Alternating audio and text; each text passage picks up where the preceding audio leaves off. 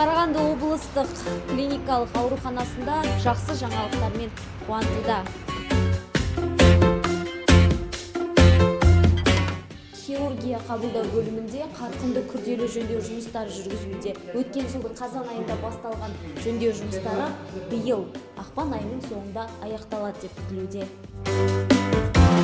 Бүгінде күрделі жөндеу жұмыстары екі корпуста жалғасуда. Бірінші хирургиялық корпустың екі блогы, жабық пандус кіру тобының құрылысына, құрылыс өңдеу жұмыстарына, жылу жүйесінің желдеткіш, су құбырының кәрі және медициналық газбен қамтамасыз ету үшін жөндеу жұмыстары жүргізілуде. Хирургиялық корпуста жөндеу жұмыстарының жалпы сомасы 55 миллион теңгеден асады.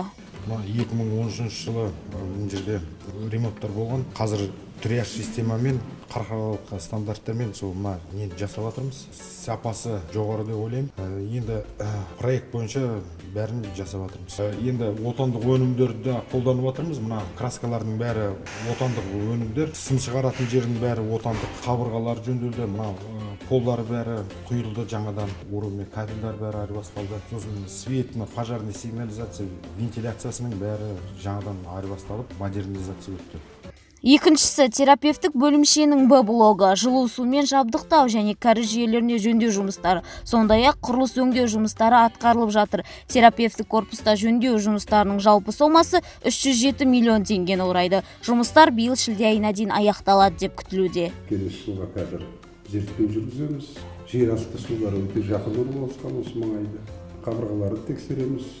Мықтылығын тексереміз. Келесі жылға осы қыркүйекке қарай жобасын жасау керек. Сосын қыркүйекке қарай күрделі жұмыс гинекология ғимаратына басталады деп ойлаймын. Қазіргі жағдайларды білесіздер ғой, жаңа аралап шықтыңыздар. Әр палатада, әр бөлмеде біріншіден жататын ауруларға жағдай болу керек.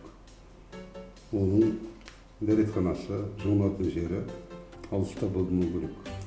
Сол себептен басқа күрделі жөндеуден өткен, мысалы, урология бөлімшесіне әйелдер болатын жерге жаңа жағдайларды жасасақ, ал мына гинекология бөлімшесіне ондай жағдай жоқ, соның бәрін еске ала отырып, шамасы 250-300 миллиондай қаражат керек болады, оны шешіп береміз деп отыр.